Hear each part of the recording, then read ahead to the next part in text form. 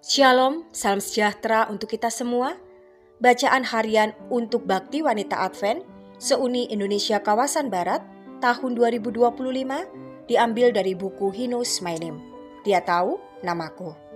Sabtu, 16 Agustus dengan judul Jangan Takut 365 bagian kedua. Ditulis oleh Lela Moore Gooding. Firman Tuhan di dalam Yesaya 41 ayat 10. Janganlah takut sebab aku menyertai engkau, janganlah bimbang sebab aku ini Allahmu. Aku akan meneguhkan, bahkan akan menolong engkau. Aku akan memegang engkau dengan tangan kananku yang membawa kemenangan. Sahabat BWA, ketakutan adalah insting manusia yang alami.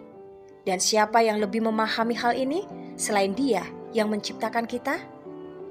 Karena Ia mengerti, Ia terus menawarkan penghiburan dan ketenangan, selalu mengingatkan kita bahwa Ia adalah tempat perlindungan dan kekuatan, penolong yang sangat terbukti dalam kesesakan. Mazmur 46 ayat 2. Dalam pemahaman saya yang semakin mendalam tentang simpati Tuhan terhadap ketakutan manusia, saya diarahkan pada kisah Gideon dalam Hakim-Hakim 7. Tuhan memberikan perintah kepada Gideon dan menambahkan, jika engkau takut menyerang, pergilah bersama bujangmu Purah ke perkemahan itu. Ayat 10. Dengan perhatian yang sama, Tuhan mengutus Harun untuk menemani Musa. Keluaran 4 ayat 14. Ketika suami saya dirawat di rumah sakit dengan berbagai penyakit, dan selama berminggu-minggu setelah itu, saat saya merawatnya sambil memulihkan diri dari COVID-19 saya sendiri, Tuhan mengirim banyak Purah untuk membantu dan menguatkan saya. Melawan keinginan saya, putri kami dengan berani menantang bahaya perjalanan selama pandemi COVID-19 dari Orlando ke Huntsville untuk mengantar kami ke rumah sakit ketika ayahnya membutuhkan operasi darurat. Ketika situasi kami semakin genting, kunjungannya yang direncanakan hanya seminggu berubah menjadi 12 minggu. 2 kali setiap hari, saudara perempuan saya, seorang administrator perawat di Atlanta, menelepon saya untuk menghubungi rumah sakit dan meminta laporan perkembangan. Dia mengajukan sebagian besar pertanyaan dengan istilah medis yang sering mendapatkan tanggapan lebih serius daripada pertanyaan saya, dan kemudian menerjemahkannya untuk saya setelah telepon selesai.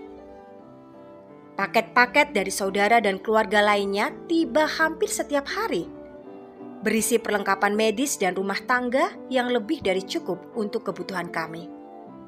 Selama berbulan-bulan, teman-teman perempuan saya menyiapkan makan malam agar saya hanya perlu sedikit waktu di dapur. Dan seorang sahabat sering mengirimkan cukup sarapan hari Minggu untuk bertahan hingga 3 hari. Selama masa perawatan di rumah sakit dan rehabilitasi suami saya, serta berminggu-minggu setelah itu, pemimpin tim doa gereja kami menelepon setiap hari untuk berdoa bagi kami dan mengingatkan saya bahwa ia terus mendoakan pemulihan total suami saya. Kakak perempuan suami saya menelepon dari New York dan berkata, "Pendeta Anda memiliki orang-orang di seluruh dunia yang mendoakan suami Anda." Banyak panggilan dan pesan datang dari teman-teman dan orang-orang yang peduli. Doa-doa mereka memberkati hati saya setiap kali saya mendengarnya. Terima kasih Bapa terkasih karena telah mengirimkan teman-teman seperjalanan dalam hidup saya. Kiranya kami semua selalu peka terhadap kebutuhan orang lain dan menjadi teman yang baik di sepanjang jalan kehidupan. Selamat beraktivitas.